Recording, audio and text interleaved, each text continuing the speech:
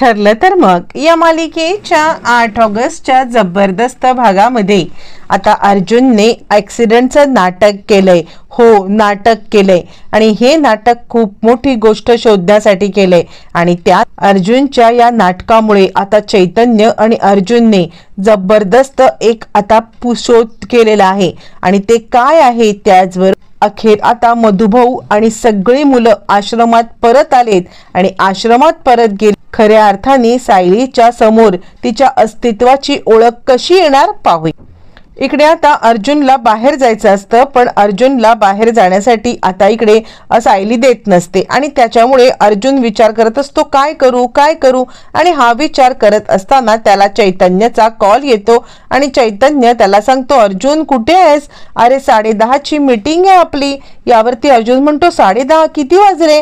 यावर तो म्हणतो अरे 9:15 वाजलेत, लवकरात लवकर मीटिंगला ये. यावरती तो म्हणतो ठीक आहे मी तयार होतो आणि त्यानंतर मग आता इकडे अर्जुन तयार तर होतो पण तयार झालो तरी सुद्धा आता इकडे खाली आपल्याला सायली काही जाऊ देणार नाहीये हे सत्य त्याला चांगलंच माहिती असतं आणि त्यामुळे अर्जुन आता विचार करायला लागतो काय करू आणि तरी सुद्धा तो तयार होऊन खाली येतो. खाली पूर्णाजी आणि आता इकडे म्हणजे प्रताप बसलेले असतात. त्यावरती आता इकडे सायली म्हणते तुम्ही कुठे निघालात? यावरती अर्जुन म्हणतो माझी महत्वाची मीटिंग आहे.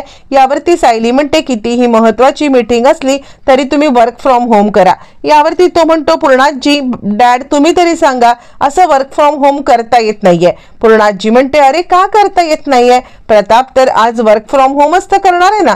यावरती मग आता लगेच सांगायला लागते सायली मग काय? यावरती तो म्हणतो बाबा तुम्ही तरी बोला असं नाही करता येत वकिलांना. यावरती सायली म्हणते आज तुमची कोर्टात केस आहे का? यावरती तो म्हणतो नाही. मग कोर्टात केस नाही मग वर्क फ्रॉम होम केलं तर काय बिघडणार आहे असं आता ती म्हणायला लागते. पण त्यावरती अर्जुनकडे आता कोणताही पर्याय नसतो वर्क फ्रॉम होम करण्याशिवाय किंवा या सगळ्यामध्ये आता सायलीचं म्हणणं ऐकण्याशिवाय.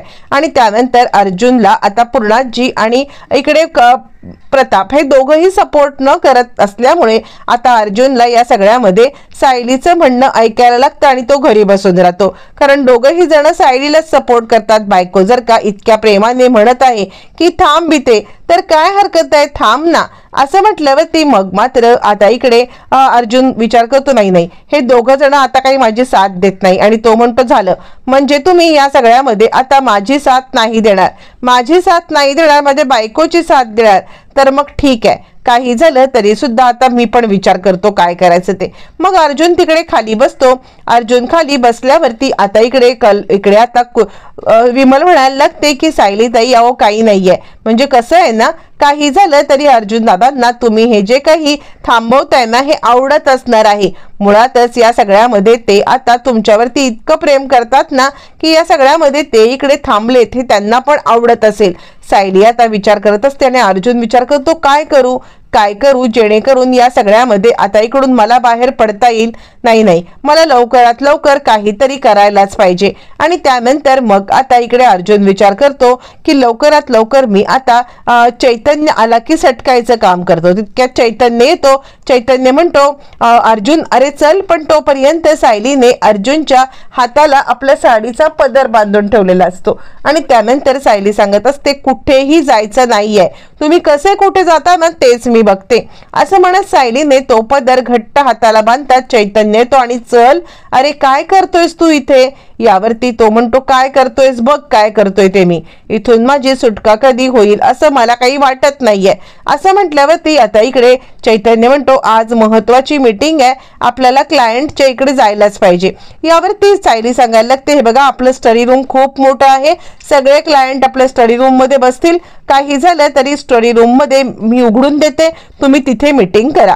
आता मात्र अर्जुन विचार करायला लागतो काय करू आणि आता इकडे चैतन्य म्हणतो बघा तुम्ही तुमचं काय करायचं ते असं म्हटल्यावरती मग आता इकडे अर्जुन सांगतो बायको मला वरती जायचं आहे वरती मला वॉशरूम साठी जायचं आहे असं म्हटल्यावर ती सायली हाताला त्याला पदरच बांधून त्याला वॉशरूम मध्ये घेऊन जाते.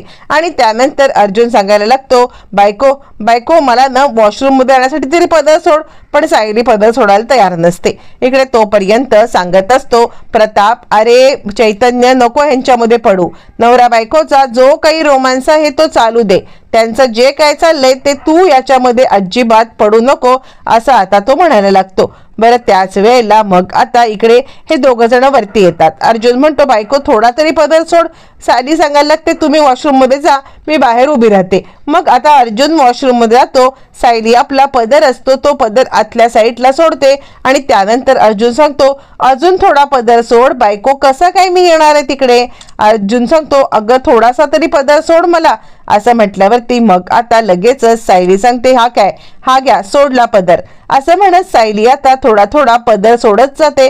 पण तोपर्यंत इकडे आता अर्जुन सांगायला लागतो बायको मी नाही पोचत आहे, तुला काही कळतंय का. अगं थोडं पुढे, आतापर्यंत मी आता जास्त पुढे जाऊच शकलो नाहीये, तू मला लवकरात लवकर थोडा तरी पदर सोड ना.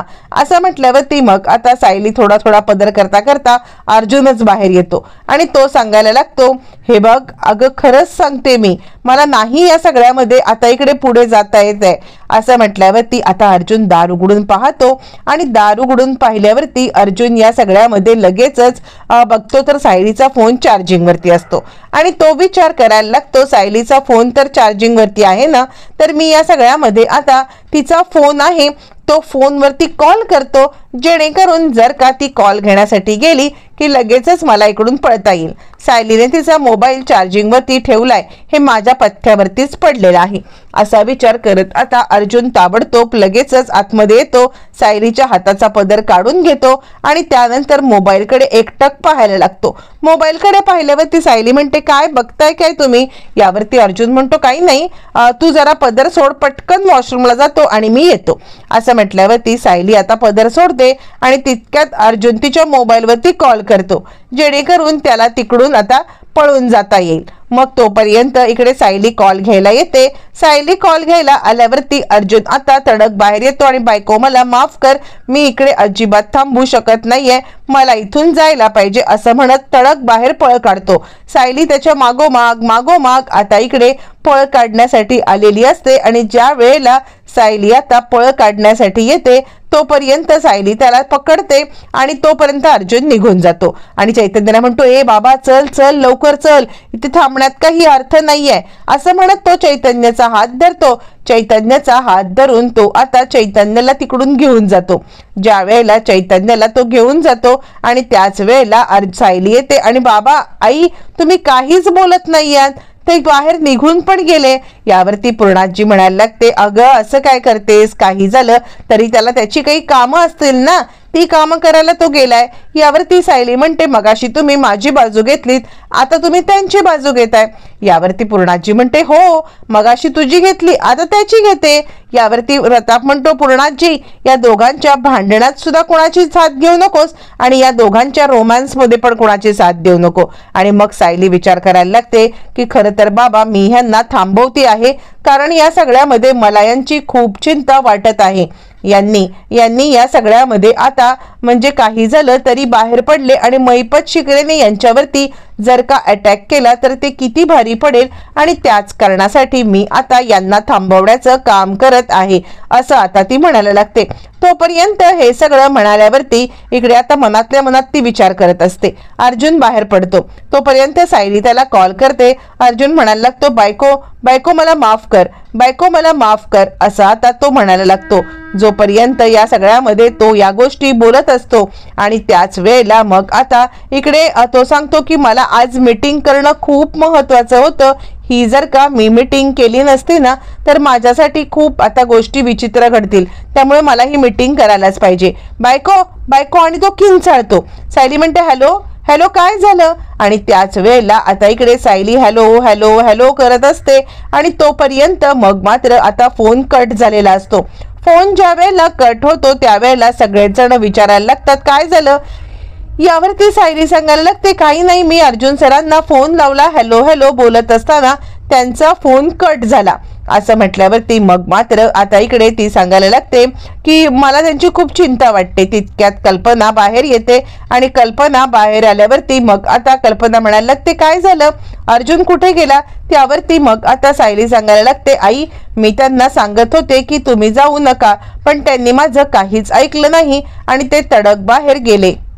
कल्पना म्हणते काळजी करू नको, अर्जुनला काही होणार नाहीये, तू परत कॉल कर. यावरती ती सांगते तुम्ही कॉल करावं. त्यावरती सायली म्हणते नाही आई मी कॉल करते.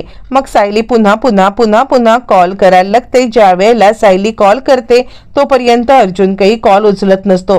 प्रताप म्हणतो मला काय वाटतं माहितीये का सायली, अगं थांब थोडा वेळ, तो येईल, तू काळजी करू नको असं म्हटल्यावरती मग लगेचच सायली आता सांगायला लागते नाही बाबा ते कॉल पण उचलत नाहीयेत, मला त्यांची खूपच भीती वाटते. यावरती आता इकडे सायली म्हणते की मी एक काम करते, मी ऑफिसमध्ये कॉल करते, कदाचित ते ऑफिसमध्ये पोहोचले असतील आणि मला त्यांना ऑफिसमध्ये सुद्धा म्हणजे नक्की ऑफिसमध्ये पोहोचलेत की नाही हे सुद्धा पाहता येईल. असं म्हटल्यावरती मग आता ती लगेचच ऑफिसमध्ये कॉल करते. ज्या वेळेला ती ऑफिसमध्ये कॉल करते त्यावेळेला ऑफिसचा पिऊन तिला सांगायला लागतो की नाही मॅडम ते तर इकडे आलेलेच नाहीयेत. असं म्हटल्यावरती सायलीला आता अधिकच धक्का बसतो आणि काय अजूनही अर्जुन सर तिकडे पोहोचलेले नाहीयेत.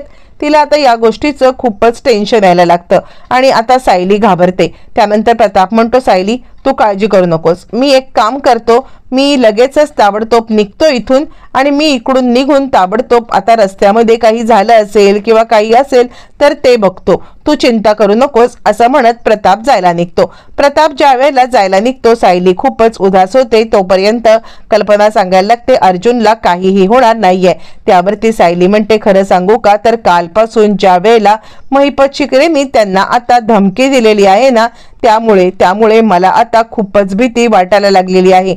महिपत शिकरेंनी या सगळ्यामध्ये मला धमकी दिली, म्हणजे त्यांना धमकी दिली ना आणि म्हणूनच मला काय वाटतं माहितीये का, काही झालं तरी सुद्धा या सगळ्यामध्ये आता त्यांनी काहीतरी त्यांना ऍक्सिडेंट वगैरे घडवून आणलं असेल तर, आणि पूर्णाजी म्हणूनच मी यांना बाहेर जाऊ देत नव्हते.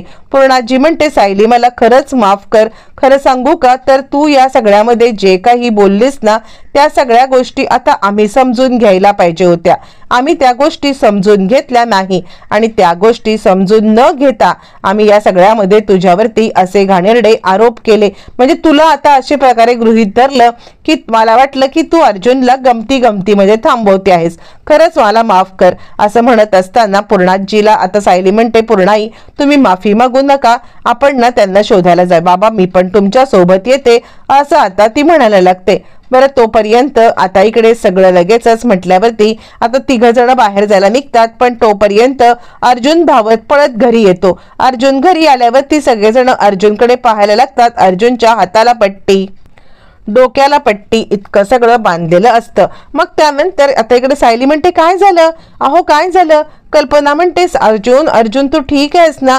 यावरती अर्जुन सांगायला लागतो हो मी ठीक आहे बघ ना. यावरती सायली म्हणते हे असे ठीक आहात तुम्ही, काय झालंय नक्की. मग आता अर्जुन म्हणतो बायको थांब मला बसू तरी दे. अर्जुन खाली बसतो. अर्जुन खाली बसल्यावरती मग सायली सांगायला लागते आता तरी सांगाल का की काय झालंय नक्की. यावरती अर्जुनला विमल पाणी आणून देते. पाणी आल्यावरती मग आता पूर्णाजी म्हणते चैतन्य अरे काय झालंय. चैतन्य म्हणतो अर्जुन तू सांगतोयस की मी सांगू. यावरती चैतन्य म्हणतो मी सांगतो. अगं पूर्णाजी काही नाही, बायको मला नको नको म्हणत होती आणि तरी सुद्धा मी इथून निघालो. मग त्यानंतर बायकोने मला कॉल केला आणि बायकोने कॉल केला होता आणि म्हणून मी फोन उचलला आणि या सगळ्यामध्ये आता मला बायकोचा कॉल आला आणि समोरून एक माणूस आला. त्याला वाचवण्याच्या नादामध्ये मी ना एका साईडला गाडी माझी धडकली. यावरती सायली म्हणते तो माणूस अचानक आलेला नाहीये, तो माणूस अचानक नाही आला, तो महिपतने पेरलेला माणूस आहे. मी तुम्हाला सांगत होते की या सगळ्यामध्ये आता तो माणूस महिपतचा आहे. तुम्ही जाऊ नका पण तुम्ही माझं काही ऐकलं नाहीत. तुम्ही या सगळ्यामध्ये आता मला गृहीत धरलत आणि गेलात. आणि सायली रडायला लागते. त्यावरती आता इकडे अर्जुन म्हणतो बायको अगं मी ठीक आहे ना, आता तू बघ तरी माझ्याकडे, मी खरंच ठीक आहे, तू कशाला स्वतःला इतका त्रास करून घेतेस. यावरती सायली सांगायला लागते आता इकडे की नाही या सगळ्यामध्ये आता तो महिपतच हे करतोय. अर्जुन म्हणतो ऐक सायली रडू नको आणि तो आता आपल्या डोक्याला लावलेला हे पट्टी, हाताला लावलेली पट्टी एक एक करत काढायला लागतो. आणि पूर्णाजी म्हणते काय रे हे सगळं. यावरती आता ते म्हणतो की मी फक्त नाटक केलं होतं, बायको तू रडू नकोस, तू रडलीस ना तर मला पण रडू येईल, तू रडू नकोस, तू पहिली शांत हो असं म्हटल्यावरती मग मात्र लगेचच आता इकडे सायली म्हणते, हे नाटक करण्याची तुम्हाला का गरज पडली? यावरती अर्जुन म्हणतो, ऐक तरी. मग सगळेच जण पूर्णाजी, इकडे आता विमल, प्रताप अर्जुनला थडाथड मारायला लागतात. मूर्खा, हे अशी कोणी नाटक करतो का? असं कोणी नाटक केलं जातं का? असं म्हटल्यावरती तो म्हणतो, नाही, मी का केलं नाटक मी तुम्हाला सांगतो, मी सविस्तरपणे सगळं सांगतो असं म्हणत अर्जुन आता सांगायला लागतो. म्हणजे मी आणि चैतन्य ज्या वेळेला बाहेर पडलो ना त्यावेळेला मी चैतन्याला सांगितलं की जर का आता इकडून असं हे काहीतरी केलं नाही ना तर रोज बायको मला सकाळी ऑफिसला निघताना थांबवेल आणि रोज ती म्हणेल की ऑफिसला जाऊ नका. कारण काल महिपत शिकरेचं जे काही चिठ्ठी आले ती चिठ्ठी आल्यामुळे बायको चांगलीच घाबरलेली आहे आणि म्हणूनच ती मला थांबवण्याचं काम करत होती आणि त्यासाठी तिच्या मनामधला हा भीती काढून टाकण्यासाठी मी हे सगळं केलं असं म्हटल्यावर ती पूर्णाजी म्हणते, तुला तर आता. मग अर्जुन फ्लॅशबॅक मध्ये सांगायला लागतो, ज्या वेळेला अर्जुन तिकडून निघालेला अर्जुन सांगायला लागतो, हे बघ, हे सगळं बँडेज केलेलं आहे, आता आपण असंच घरी जायचं आहे.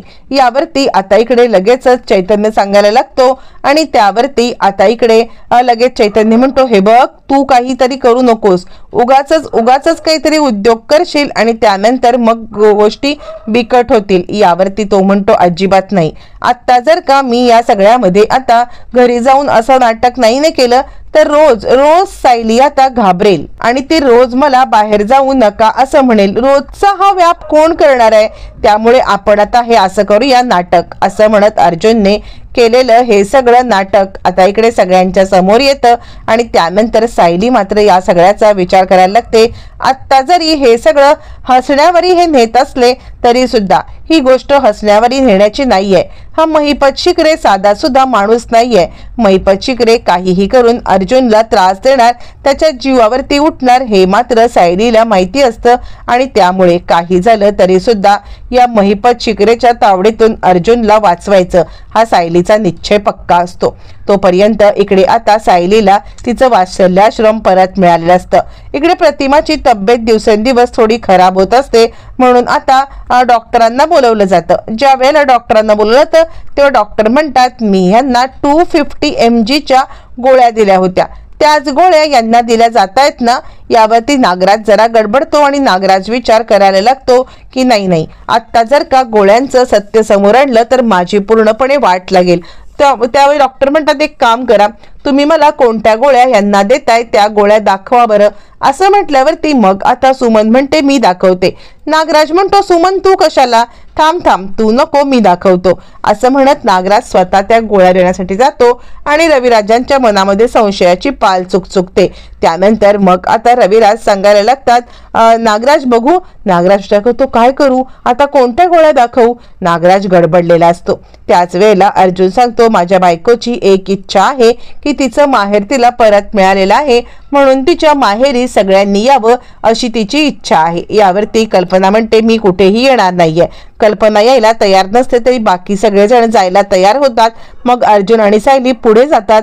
मधुभाऊ म्हणतात, कुसुम, सायली माहेरपणाला आली, कुसुम. आणि आता इकडे सायली येते आणि मधुभाऊ आणि सायली नाचायलाच लागतात. आपलं आश्रम परत मिळालं. पण त्याच वेळेला इकडे आता लगेचच कुसुम बाहेर येते. सायली म्हणते, मधुभाऊ, आपल्या वात्सल्य आश्रमाचा बोर्ड का नाही लावला? त्यावरती मधुभाऊ म्हणतात, हो लावूया बोर्ड. मग अर्जुन तो बोर्ड लावतो आणि धूम धडाक्यात एंट्री होते. इथूनच सायलीचा तन्वी असण्याचा प्रवासाची सगळ्यांच्या समोर येण्याची सुरुवात होणार आहे.